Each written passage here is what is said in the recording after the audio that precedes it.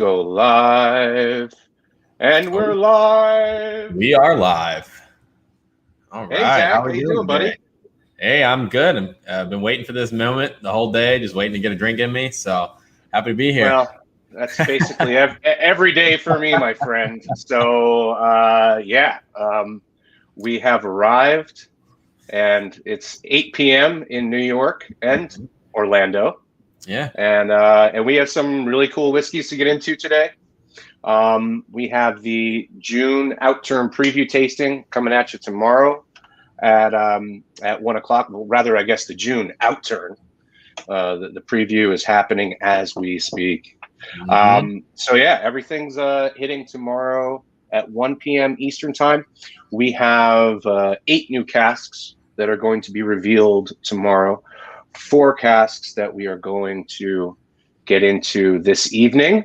There's still a little bit of sunlight out the window of my fishbowl office here, and things are slowly opening up. I mean, It's it's good fantastic. vibes, man. It's Absolutely. good vibes here in June.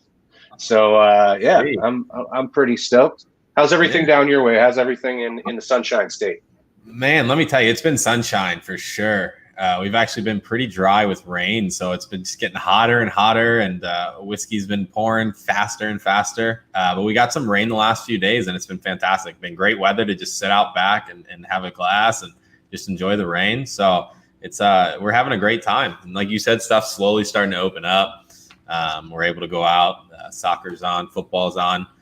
So we're able to watch those games, being able to see kind of everybody in the stands and just kind of reliving those glory days of everybody cheering. That's actually pretty awesome to watch, to watch sporting events now with full stadiums. Yeah. That's pretty cool. I know you're a huge sports fan. I mean, listen, I'm a Rangers fan. I know. I'm rooting for the Islanders, so I hope that they had a packed house. Hope that they can get through. Yeah, it was great to finally see. So before we go down this sporting rabbit hole, let's say hello to everybody in the chat. Evan Stevens, first in the door from DC. Welcome, Evan. We have Daniel Duggar from Virginia. Adam Clary up in Green Bay, Wisconsin with us. Rob, good evening. Christine, and a happy Monday to you, my lady. Matt Ryan, looking for some tar life. We have Pickly Doo, also from DC. We have Adam in North Carolina. Tom, Josh from Florida, and we're ready to go here, man. Yeah. You wanna grab some whiskey? I think I'm ready. My nose is itching. For once, I actually ate before I got here, so that's always good for my liver. So I met my wife and my little baby Eleanor out for a quick bite right before this, so I'm ready to get into it, man. Your liver's ready for some whiskey. You're ready to drink. We have some good stuff. We have some good stuff here tonight. So tonight, ladies and gentlemen, we have 4 selections, drawing on 2 flavor profiles that are pretty popular and numerous. The sweet, fruity, and mellow flavor profile and the spicy and sweet flavor profile. So we're getting into some really cool whiskeys from the Speyside and the Highlands, and also the Lowlands. So we have we're going to start in the Lowlands actually, and then work our way to points north. So without further ado, I have some lovely whiskey in front of me, and we're going to get into the first one here. So, ladies and gentlemen, I know you're not drinking these, but you might be drinking something. It's certainly the evening on the East Coast and the West Coast. Maybe you just closed the laptop for the day. But in any case, you're going to be going with the Tom and Zach late night shift here in New York. So pour something good. Tell us about it in the chat. And we're going to start in the Lowlands with cask G7.18. This is a colorful oldie. You can tell it's a bit of an oldie here. We have 28 years in the cask, and we're gonna pop this banner up for you now so you guys can check it out. So this spent 28 years in a first fill barrel, all 28 years in that same cask. flying at an altitude of 54.5% alcohol. So yeah, this grains that we typically release to our members, with maybe one exception I can think of off the top of my head, are typically pretty old. When you're not dealing with malt, you want to give these other grains. In this case, I think it's mostly wheat. Time to really, really mellow out. So, especially when it's in an active cask, but not like a newly charred cask like you might get out of the U.S. with American grains. But this is mostly wheat with some malted barley as well, and 28 years, still pretty lively on the nose, isn't it? Yeah, I was just thinking. I mean, even 54.5% at 28 years it's showing some strength here, and I'm loving that. Well, yeah. I mean, you see those things happen, more, maybe not more and more, but frequently enough where I'm starting to be less surprised by the resultant ABV. Yeah. Like there are some like 20 some odd year olds that are at like 60%. Like, how is this possible? But angels weren't thirsty that day. I guess not. And the government don't lie. So well, I guess that's a topic for another live stream, isn't it? That's another day. In any case, in the highly regulated environment of Scotch whiskey, it's not like we're padding numbers or anything. 61%, or in this case, 54 is what it is. So yeah, very, very lively. Adam's asking if it's a Bladnoch, or as we might say on the stream, distillery number 50. No, this is distillery number G7. So they are making grain whiskeys primarily for Grant's blended, and there's one other Ballantine's as well. So in most blended whiskeys, and we're not talking blended malts here, which would be single malts from different distilleries. Blended whiskeys, you have malt and you have other grains like this one. So this would be the backbone. This would be the backbone for a larger blend, and certainly provide some nice texture and top notes and that sort of thing.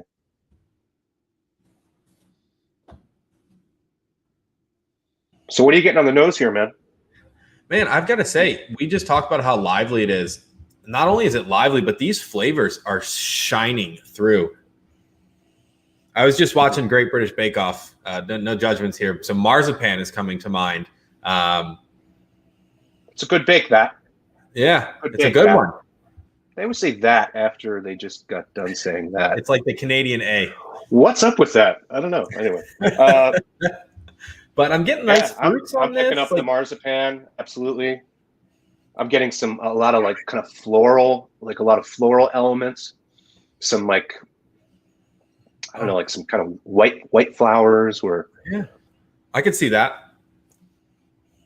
Some like I think it's got a really nice floral lift. Yeah. Oh. Very light spice. Maybe a dusting of a very faint like coriander or something. Mm-hmm. I'm getting like sweet side, and I'm loving how distinct each flavor is. It's not like molded together. Like I'm getting some really good flavors. I'm getting a little butterscotch, and I'm getting a little bit of like cinnamon, like a very light cinnamon. But it's like enough to keep you wanting more of it. Yeah. Can you hear me okay? Yeah. Okay, great. Because my earbuds just did like a little weird thing, so I'm not sure. I might have to pull them out in a second. But they're dancing in your ear. Yeah, they're making these funny sounds. So we'll see how that goes. But let me know if I'm speaking and you cannot hear me. By all means. All right. Oh. Yeah, and some really lovely confections as well. Yeah. that I'm getting.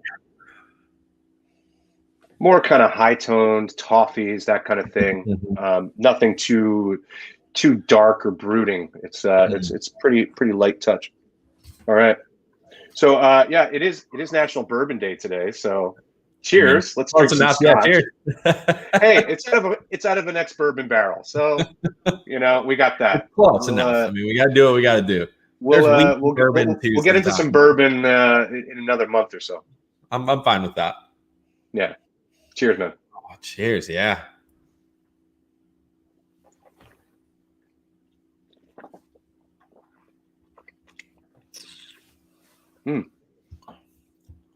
Wow. Oh yeah. A lot of that confectionery comes through. Yeah, it absolutely does. Powdered sugar, like apples and caramel and yeah, a bit of more of like a white pepper spice for me now. Yeah, that's actually really kind of confection forward, for lack of a better term. Really kind of like runny, gooey, kind of caramel there. A lot of vanilla. This is reminding me right now of a nice iced gingerbread cookie. It's very soft gingerbread, nice. But the icing is running on top for sure. That confectionery is there. And it's definitely that hits first before any of the other spices.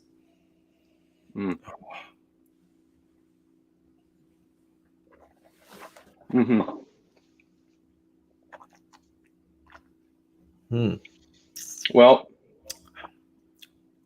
this colorful oldie is impressive, and it hasn't just impressed us. At the San Francisco World Spirits Competition, this little ditty won a double gold medal, so that's pretty fun. There will be limited bottles tomorrow.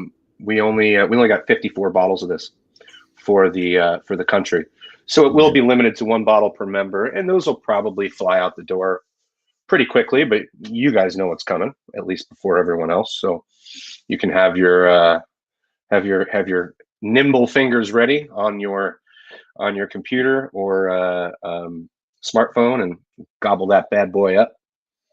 But yeah, that's beautiful. I would add no water to this. I think it's absolutely perfect the way it is. I mean, it has some of that heat on the nose, but the palate's really silky smooth.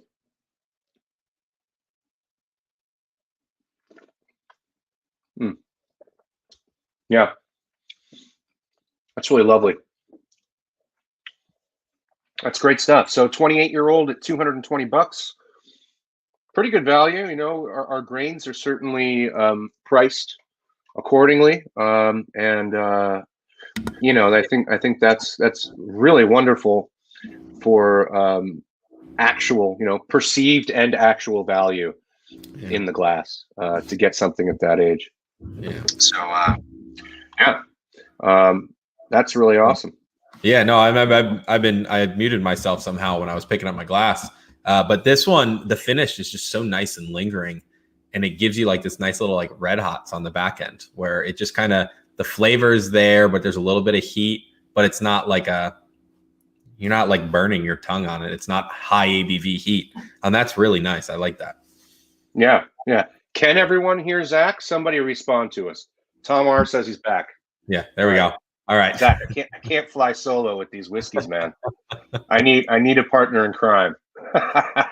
Only we can hear the whiskeys talking to us. They can't hear them talking. Well, yeah. I mean, these whiskeys talk to me all the time. That's the problem. The problem is when I start talking back, that's when we have a problem. Yeah, right. Great. So that's G7.18. Yep. And that's a gorgeous grain whiskey. I mean, no doubt about it. We're going to go back a bit to the north here. We're going to travel to the Speyside Spey with our next cask, and this one is from, I think a kind of a perennial all-star of the society. This is cask 9.192, A Tale of Two Markets. This is a spicy and sweet ex-bourbon cask, 17 years old, and that's weighing in at 57.4%. Let me throw up this banner here. So you have A Tale of Two Markets, spicy and sweet, Also in a first fill ex bourbon barrel, so we should, in theory, get a lot of those kind of vanilla aromas and nice barrel spice and that sort of thing. So let's see how that all pans out. So I mean, maybe they're colored pretty similarly. Yeah. These two out of the first fill cask. So 17 years old, nothing to wince at as far as age in the barrel. We've had a few, I think, a few of this sort of age range from distillery number 9, from distillery number 7, which is very nice to see, this sort of mid-range maturation. This is typically, this is a whiskey on the younger side of things that could be kind of a nice aperitif style. Mm-hmm. More time in the cask will give you more of a, kind of contemplative after dinner style malt. So,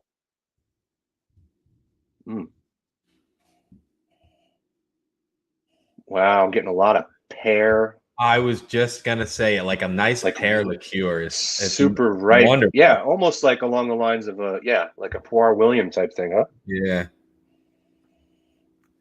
Getting a bit of anise as well. Maybe, yeah. I mean, that's definitely anise. It's not as strong as say black licorice, but yeah, just a whisper of that. Oh yeah. I'll almost take the anise and like a flavored pipe tobacco. Sure. To where it's not too like earthy but it still carries that little remnants of it. I'm getting some kind of chocolatey aromas too. Dark chocolate. That's really nice. Dark so guys, so this Outturn, you'll see tomorrow. You'll read all about it. We're kind of focusing now. Hear me out. Cocktails. So when I first joined the society, oh no, Tom, you cut out. He's left me, guys. I do one thing wrong and he just leaves. Oh. So to pick up, I know Tom's going to tell a story here, but cocktails and how we can incorporate some of these amazing whiskeys into them. There we go. He's back. Can you hear me, Tom? Sorry. Oh, some technical difficulties, but we'll be back here shortly.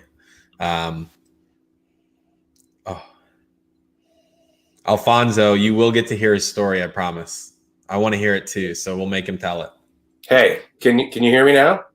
We are good. All right. We are live. Stupid earbuds totally died on me. So that's what I get for meetings that go too long all day. Anyway, so cocktails. Yes, it was the best of times. It was the worst of times, Alfonso. No, when I first started with the society, I mean, I started in July. I went over there in August to the vaults. And actually, we were at Queen Street at the time. And went up to the second floor. And lo and behold, there was a cocktail list sitting on the table. And I mean, I couldn't believe it. Like, I couldn't believe that these, like, precious single cask whiskeys were being featured in cocktails. Mm-hmm. Like, I was blown away. And then I was totally intrigued, so I ordered a few. And I mean, they were absolutely sensational. Now, I don't purport to be a mixologist. All right, that's for much more talented, more heavily tattooed people than me. But I do like a good cocktail, and I've always believed that great ingredients make great cocktails. So why not, just for shits and giggles, use some of the best whiskey in the world and make yourself a cocktail? So, so in Unfiltered this month, in the June issue of Unfiltered, some of our member venue team members go about that very thing. They take certain profiles, flavor profiles, and create cocktails out of them. So, we invite you to play. Of course, it's wonderful to sit and sip and eat and everything, but it's also cool to kind of drink outside the box a little bit, if you will, and and just kind of play around with things. I mean, God knows we have enough whiskey coming out. If you screw up the cocktail 10 times, I mean, we'll just get you a different bottle. You can start all over again. It's I think a fun, worthwhile exploration. Yeah. Within certain limits, I think each member has to put sort of a price tag, maybe on the bottle that they use. Let's leave the Vaults collection out of this mess. It's fun to play around. So, hey, the summer months too are perfect for it. Sitting by the pool. Imagine a pear liqueur based cocktail instead of a liqueur. Get rid of some of maybe those sugars and replace it with this. Mm-hmm. Yeah, for sure. Whether it's like a long serve, like simple scotch and soda, which is very near and dear to me. Yeah. I mean, that's my earliest memory of whiskey sipping anything. No, any alcohol whatsoever. Wow. Because my grandfather used to let me sip on his, I think it must have been Dewar's. Yeah. Like Dewar's and soda, like when my mother wasn't looking. So yeah, like a nice guy. 6-7 years old. That explains a lot, huh? Neurologically, you turned out. But hey, that's a very refreshing cocktail. Yeah. I mean, then you can get into substituting some whiskeys for possibly other spirits. You can go that route, or stick to inherently whiskey-based cocktails, whether it's American whiskey or Scotch whiskey or whatever, and just kind of play around there. Yeah. No, absolutely. In any case, I digress. But it's giving, it's maybe hopefully shining a different light on, what we're doing, in and out, each day, and with essentially neat sampling. Now, I didn't bring like a cocktail shaker with me or anything today. So, nice. We'll leave that for you guys. Oh my goodness, forget it. Of course. Yeah, I'd probably get stuff all over the camera. I short it all out. Live stream over. I've already had audio difficulty. I'll leave it there. So Alexander, 3.19 in a highball was sublime. I think on the last stream I talked about how I spent all last summer drinking Beachcomber over rocks with some sparkling water and not even a garnish. It just freshens it up, lightens it up, and Man, that sounds great. Anyway, I haven't even sipped this bad boy. Me either. I've been dying to. 5 minutes in.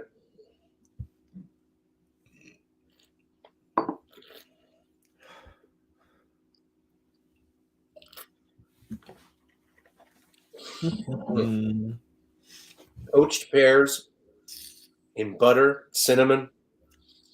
Wow. Oh yeah. Wow. That's very orchard fruit forward. Right? Oh yeah. That is like ripe, like juicy pears. Oh man. Wow. I'm getting more of that dark chocolate I got on the nose. Mm-hmm. Kind of melted dark chocolate on the finish.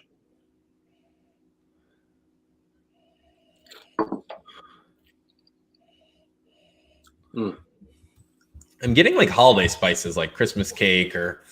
Yeah, I'm getting those too. And that's not. I mean, you typically from this make will get some nuttiness here and there. Mm-hmm. But this, I think this spice is coming from the barrel, from the first fill barrel for sure. Mm-hmm. And yeah, that's a really nice. It really rounds off the mid palate and the finish. Yeah, that's really good. It's like nice winter green. And I mean, it has that balance that you'd want with something that has a 17-year age statement on it, And it's still it's nice and delicate too in its flavors. They're not obtrusive. They're not fighting with the alcohol. You're not getting things pulling at each other. Like I think it's all really well rounded overall. Yeah. Yeah. So we're getting some Rob Roy's. That's a classic.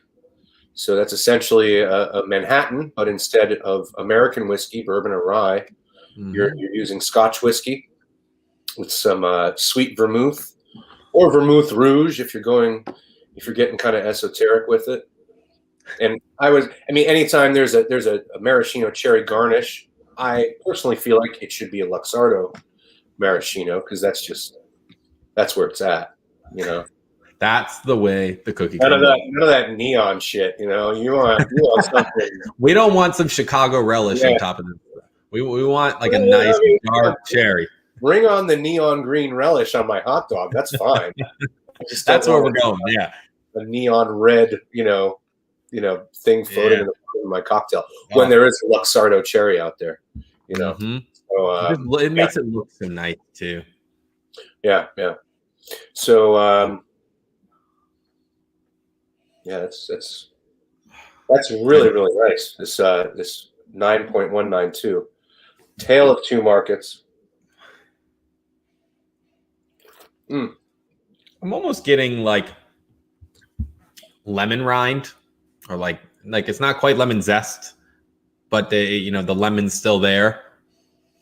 Like when you're going to garnish a drink and you go ahead and get that real nice thin slice of lemon. I mean, now I'm like in cocktail land here.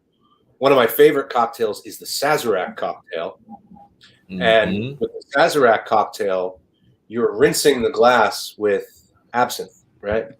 And that's like a very anise, like black licoricey forward kind of spirit.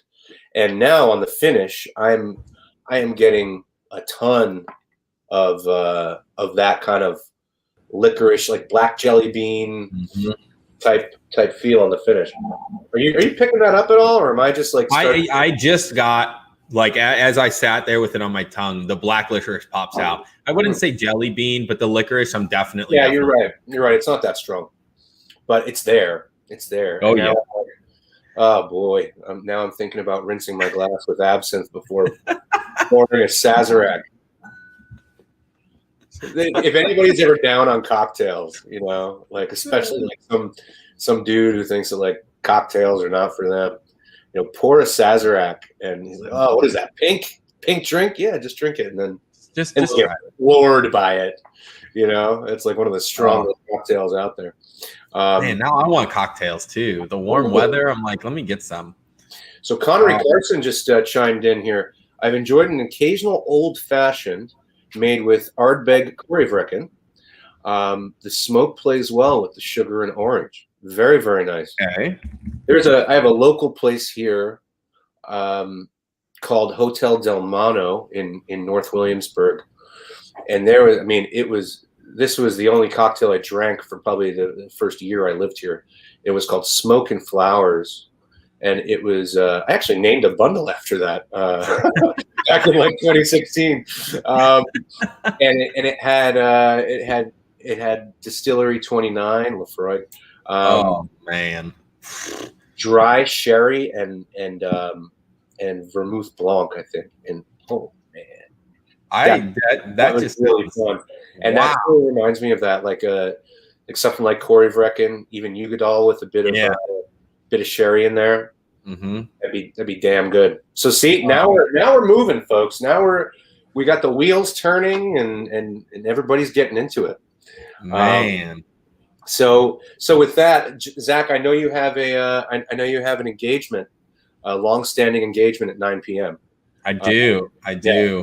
So we'll move this on. It's 8:30 now. So now we're gonna shift to secondary maturation casks.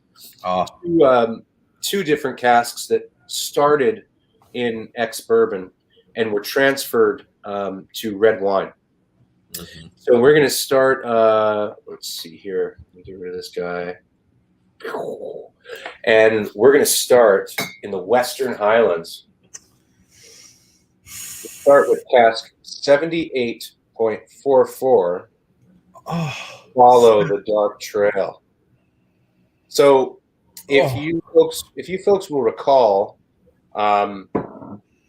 we had a cask 78.42 that we just released as part of our festival offering.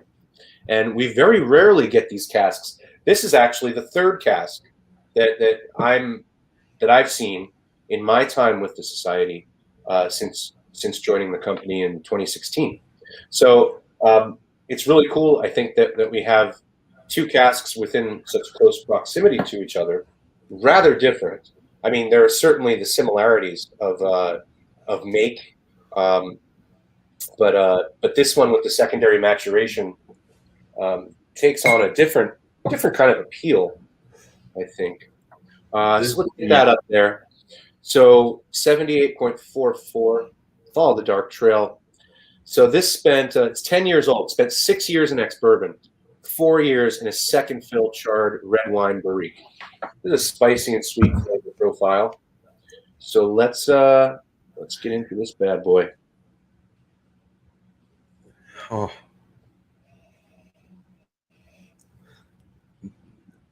Dang. Straight up, just a barrage of like nice, heavy fruits.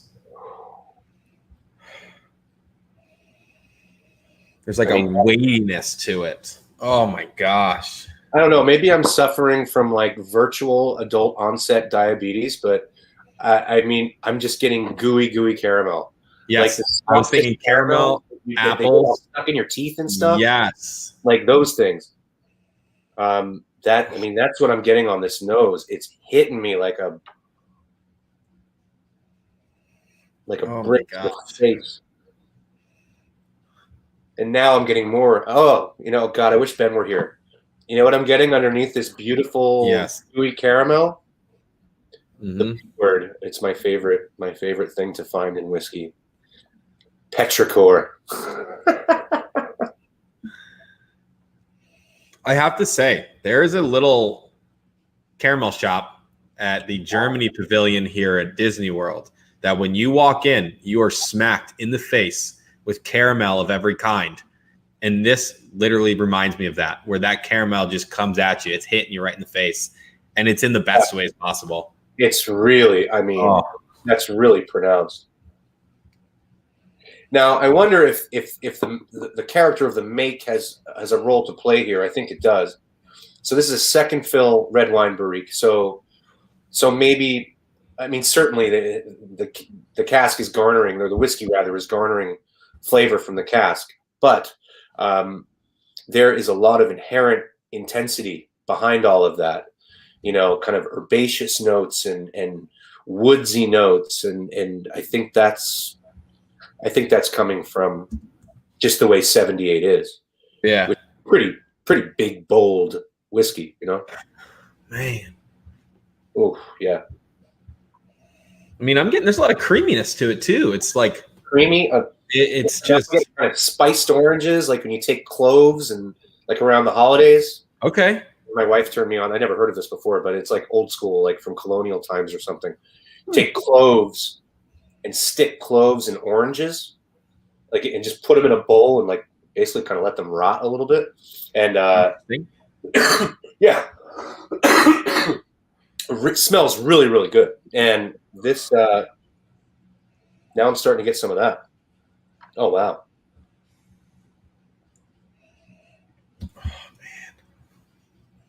All right, you want to dive into this bad boy? I wanted to dive into this from the second I put my nose in it. Oh. Mm.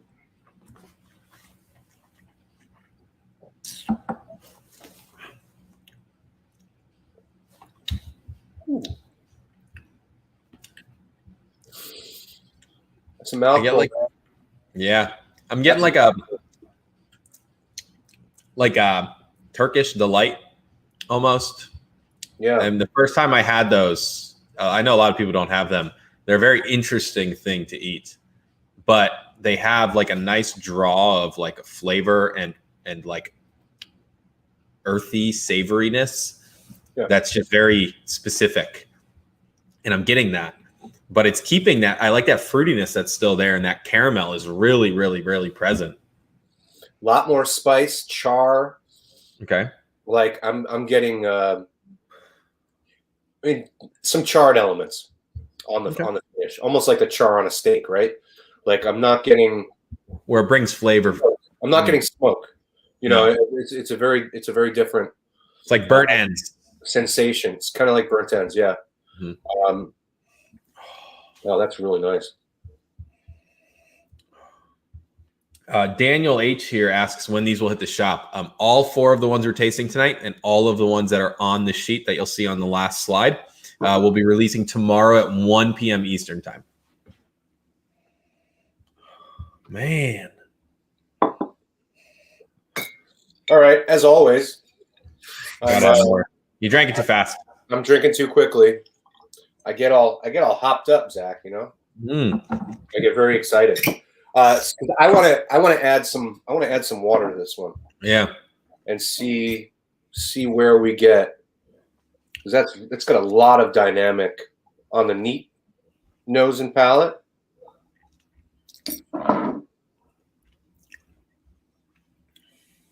Man, a little bit more. Well, that's really good. That's a a really nice fusion of rich fruit, of rich confection, a lot of herbaceous kind of accents to round it all out, make it nice and complex. That lovely, like kind of charry, like dark finish. I guess that's the dark trail. I'm not sure. There is a marked darkness to this cask in its profile. Yeah, like dark fruits, dark confections, dark spices.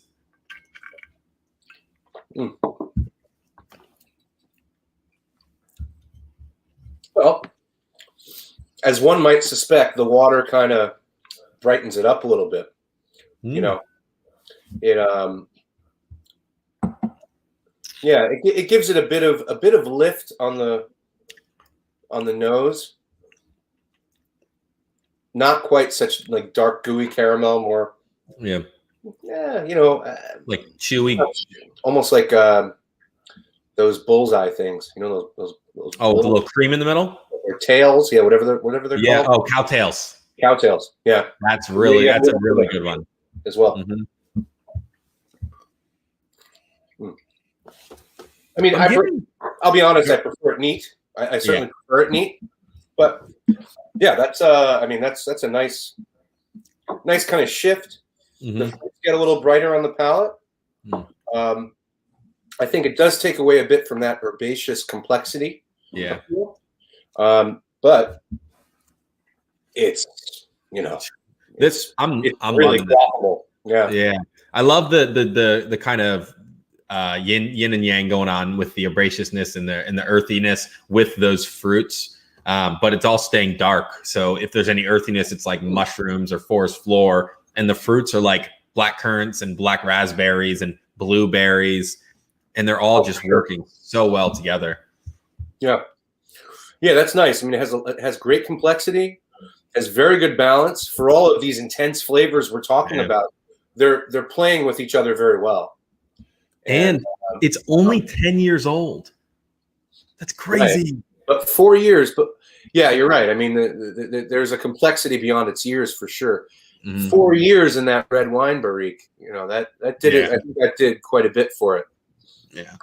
Funny. I'm again with the red wine barrique, like the 95.46 that we tasted last month. I'm not getting a whole lot of red fruit. No.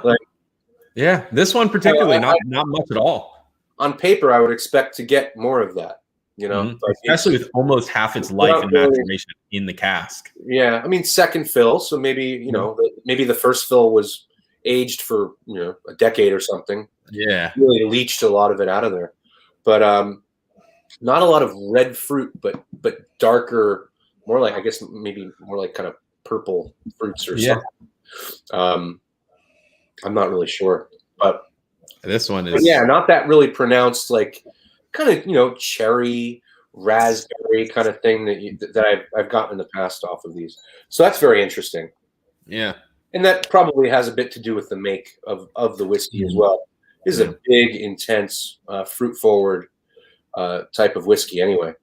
Yeah, I've got I'm I mean, I say it all the time. I'm a sucker for red wine casks, be it Burgundy or Bordeaux, or if we're just in a generic red wine category. Because when you get these distilleries that distillate really works well with that red wine, I think it makes some phenomenal whiskeys.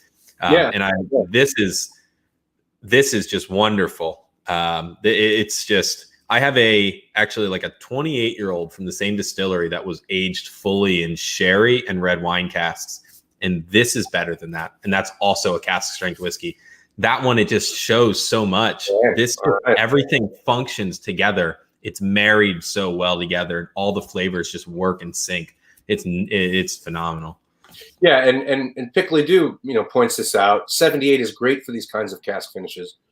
The distillate is strong enough to stand up. And the other one that comes to mind immediately is Distillery 76. 76 is a monster of a make, and man, it has the stuff in to go the distance in all kinds of different casks. So that's another one. Ernie, welcome from Idaho. Lovely, beautiful country out there. Good to have you with us.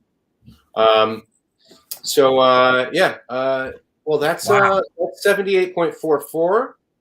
And now I think we're going to go to our second guy here, or our second red wine cask, and we're back in probably familiar territory for a lot of folks who have been following our outturns.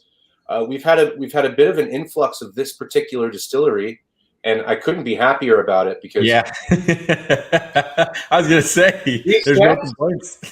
Dude, these casks are all over the place. Like, they are all over. I mean, granted, some are just like, some are kind of a streamlined production.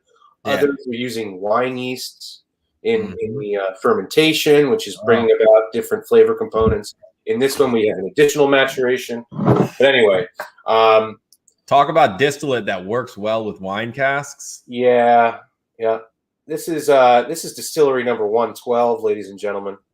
You've seen a few of these. If you recall, 112.74 sold out very quickly from our June outturn a couple weeks back. Wow. But this is 112.81, 16 years old. This is entitled A Red Workbench. I'm already intrigued for sure. This is 16 years old, and we're weighing in at 57.7% alcohol. Let me throw up this the specs for you. So we're in the Southern Highlands, just outside of Glasgow, maybe a 30-minute drive or so, at a little lake called Loch Lomond. It's a lake, mind you. I didn't name anything else besides a geographic location in Scotland that it's on. Yeah, we'll start singing that in a few minutes. But before that, so interesting. Like the previous cask, this cask also spent 4 years of its 16 total. So 12 years in ex-bourbon, 4 years in a first fill red wine barrique. So this is a fully active red wine barrique. So we should be getting maybe a bit more of that. That bright red fruits. Yeah. I'm just gonna, I'm just gonna be smart about this and just pour myself. You're gonna pre-plan more whiskey right at the beginning.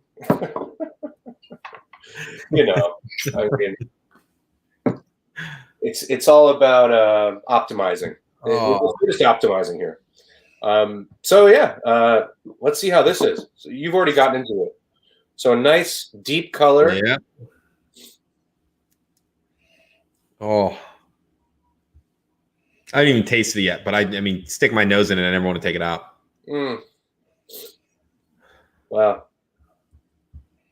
Well, now I'm getting those fruits. I'm getting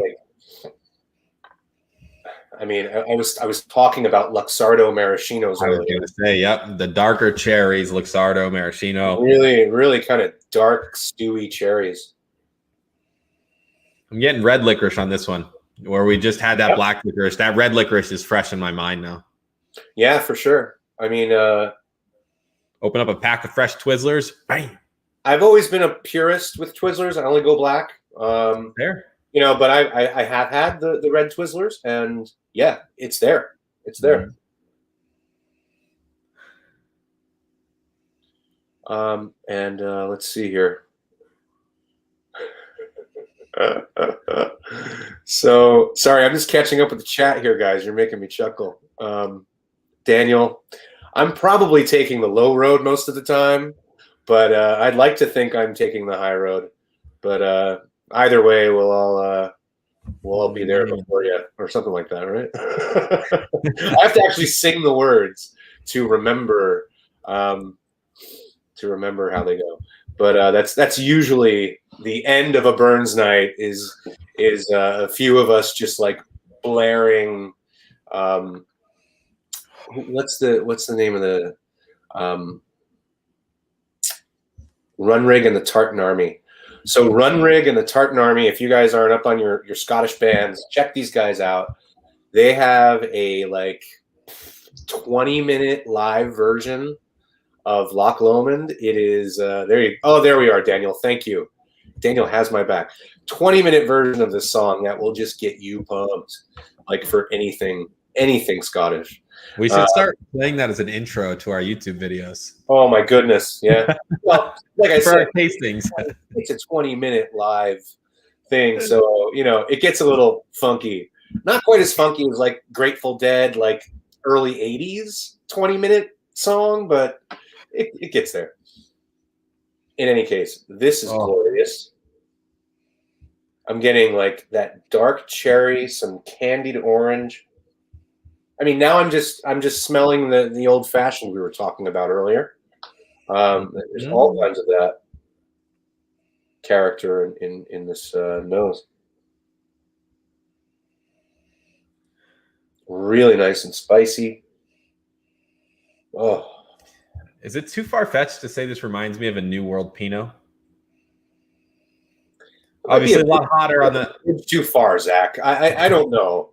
I don't know. I mean, what's the Burgundy? Give us a measuring stick. Like, why do you say that? Just a fresh, super fruity. It's like red fruit heavy. I'm thinking like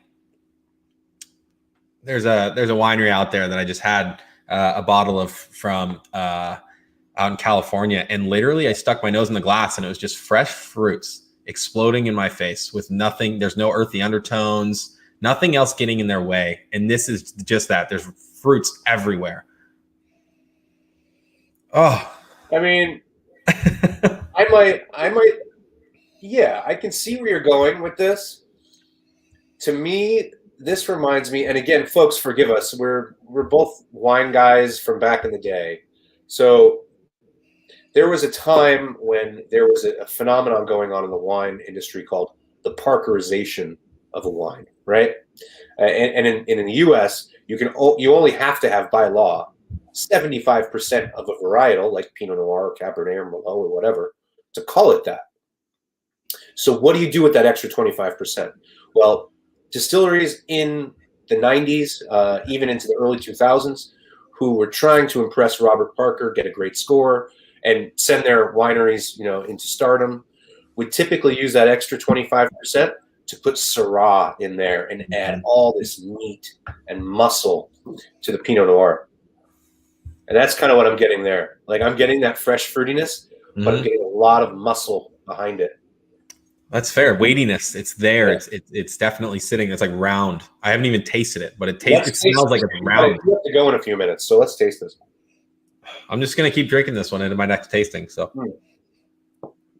that's right. Zach's going back to back, ladies and gentlemen.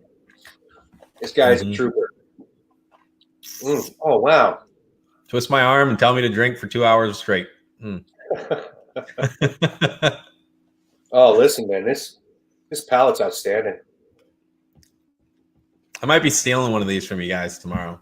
This is like jam, like jelly. Like I just spread some like raspberry jelly on a fresh piece of toast. This is wow. Slightly burnt piece of toast.